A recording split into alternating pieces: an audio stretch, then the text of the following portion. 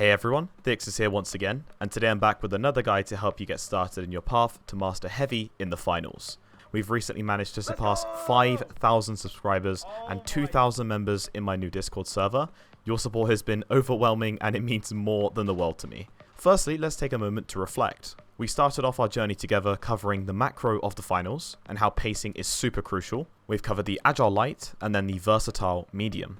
Today, we're turning our attention to the powerhouse of the arena, and that is of course, heavy. This one's for all you tank lovers out there who enjoy soaking up the damage with shields and then leading the charge. I reached out to Lystic for this one, a player that reached Diamond first on the leaderboard in this beta, and whenever I faced him in the arena, I've often found myself on the losing side.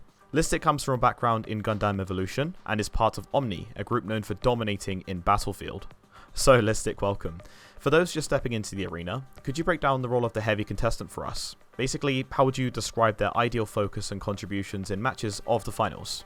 The heavy is the bulky frontline, core for any push, with high damage output, destruction and burst potential. The main focus of the heavy in-games should be getting your team from point A to point B with the character's various shields, or by blowing holes in walls to objectives you need to push to, all the while pumping out and taking damage. Yeah, that's a great point. So the heavy essentially acts as the frontline tank, facilitating movement and holding ground while basically dishing out that significant damage and switching it up. So by utilizing the heavy's destructive powers, players can create new pathways and strategically shift the battlefield. I've mentioned many times before that if you think outside of the box, the game will reward you, and that's something that's been really coined by my community, so much to the point where they've created their own playstyle labelled ICBM. Those canisters around the maps on the finals aren't just there for aesthetics. You can really utilise the maximum potential out of this game by leveraging them in your fights. Thanks to Ivy for writing up an awesome summary about ICBM, which simply put is, first of all, strap C4 to any object, and second of all, throw it. Breaking that down, it's great for clearing rooms and then creating openings in fights. Different objects can do different things on top of that damage. For example, gas barrels can clear out rooms, fire barrels can deal a quick burst of high damage, and propane tanks can basically further that range. Even though you're not a heavy player potentially watching this video, these techniques can still help you really surprise the opponents. So considering these dynamics then, how does the heavy best synergize with the nimble lights and versatile mediums in a team setting? I guess I could ask what kind of coordination can really elevate the gameplay. The heavy synergizes best with lights by forcing the attention of the other team, by threatening to take space and inflict huge damage, while the light wraps around and utilizes this distraction by pincering the opponents. The medium is the heavy's favourite class, providing vital movement gadgets to make up for the heavy's sluggish movement, such as the zipline and jump pad, while being able to sustain the heavy's huge health bar with the heal gun. Right, so coordination seems like a really crucial part of that dynamic. And then with that in mind, could you delve into the significance of, let's say, team organization, maybe even touching on some callouts like maintaining some, clear communication when playing as a heavy? Having an organized team on comms is super important as heavy, as your team needs to know when they can safely shoot behind your shield or make a quick rotation with your shield.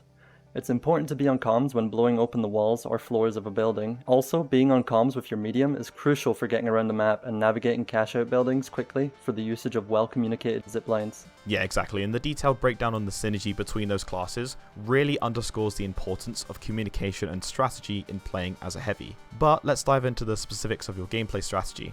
Could you walk through your current preferred build when playing as a heavy, and why you've chosen these particular weapons and gadgets? Also, it would be great to hear about some alternative builds that you might consider. I currently run the SA-1216, or more commonly known as the auto shotgun in the main weapon slot. For gadgets, I run RPG, C4 and Dome Shield across both builds, and for the specialization, I run the Mesh Shield.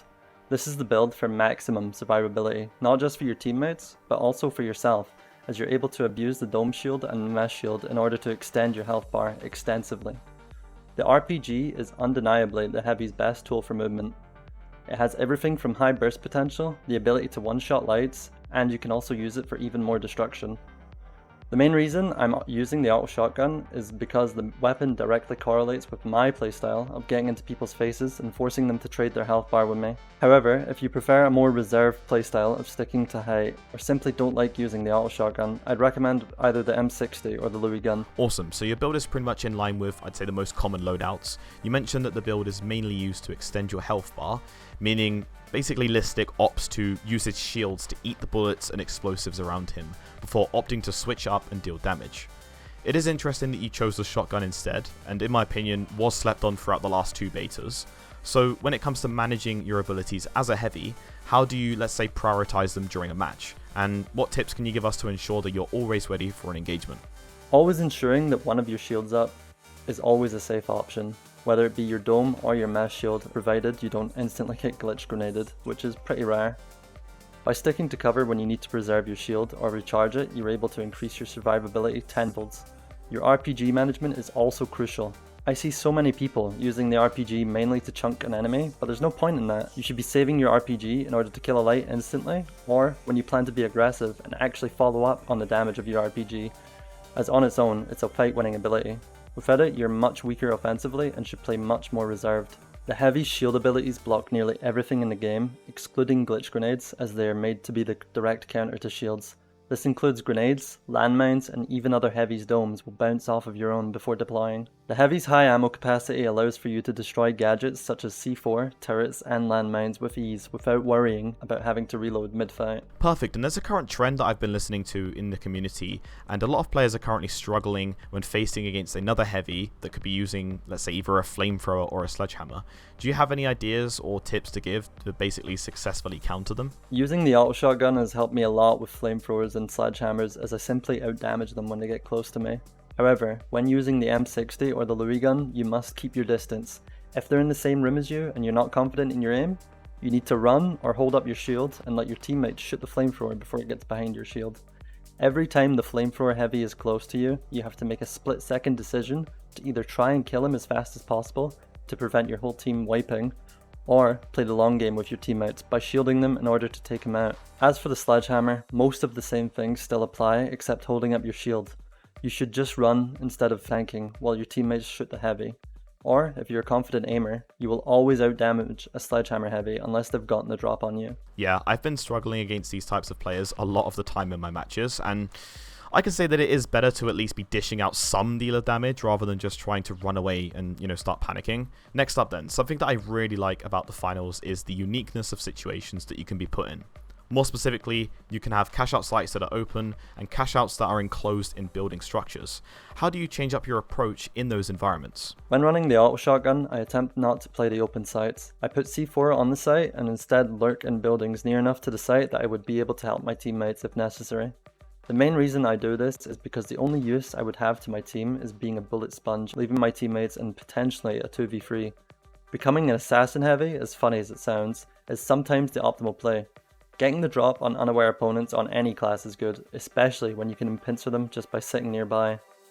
When approaching closed sites, I stay a room above or below the cash out with a C4 on either the roof or the ceiling, depending on where the cash out is closest. I defend that room as it is much less likely to be attacked or spammed with projectiles than the cash out room, and when someone touches the cash out, I use the C4 I've planted to disrupt the enemy, making them fall down or become a free target from above and become easy pickings for me and my teammates. I actually really enjoyed the explanation of the assassin heavy playstyle, mainly because it is more of my preferred playstyles in this game, and that's just basically because you have so much utility to stop steals and clutch up if it ends down to the wire. So, given the slower pace of heavy characters, can you share any movement tricks or even techniques that can help enhance mobility on the field? Bunny hopping is a very good way of maintaining momentum after moving very fast and allows you to keep up with fleeing enemies much better than you normally would. I also want to add that something I've done with heavy in terms of the movement is actually leverage the finals environment to your advantage. For example, in this clip you can see here that I'm actually using the building to my advantage to play mind games and roam around rather than just, sitting in one spot. But executing these types of things actually take a lot of thought processes to, actually execute. So, Lystic, what questions do you mainly ask yourself when you're playing? The main questions I'm asking are, how close am I to the cash out? Will I be able to get to someone who's stealing with a bubble dome and shield covering them and confidently kill them in time? Another question I ask myself is, how low are my teammates? Tracking your teammates' HP is just as important as managing your own.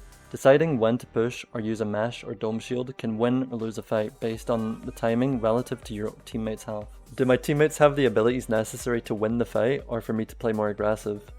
If your medium has recently used his defibrillator to revive you and you attempt to take a risky push instead of just bunkering up, you force a hard fight that could be much easier if your medium is able to revive you at half health for free.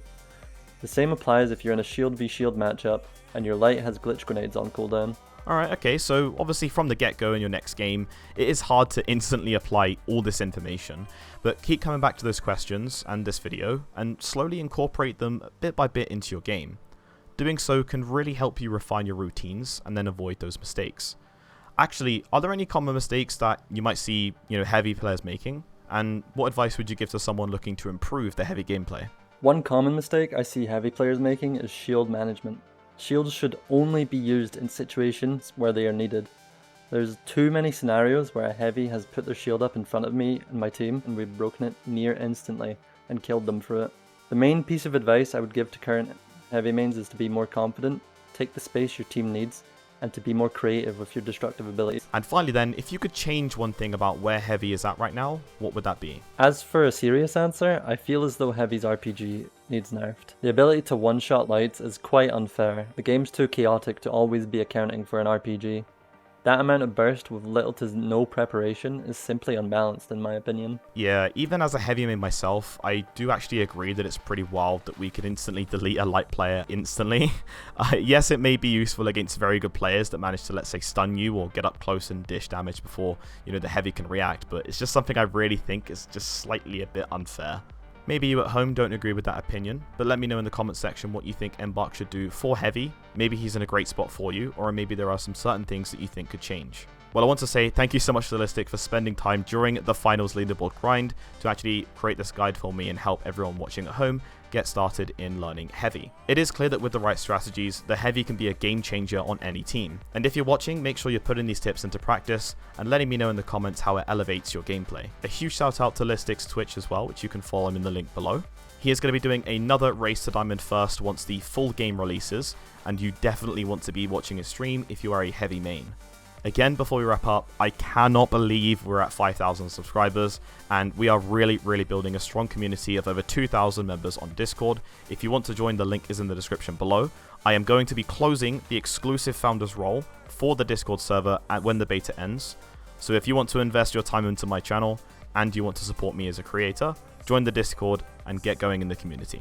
If you enjoyed this guide and found it helpful, don't forget to hit that like button and subscribe, and also make sure the notification bell is on to catch me whilst I'm streaming live on YouTube as well. Down the pipeline, there's going to be plenty more of guides, resources, and tips for you all, covering the finals once the game is out for full release. Potentially next, I might have some melee guides in there as well for you. I know that is definitely something that's been requested. I also want to say once again, thank you so much to my members that are supporting me as a creator. The list has been growing day by day, and I cannot thank you all enough. Until next time, this is Stick signing off, and I'll see you on the podium.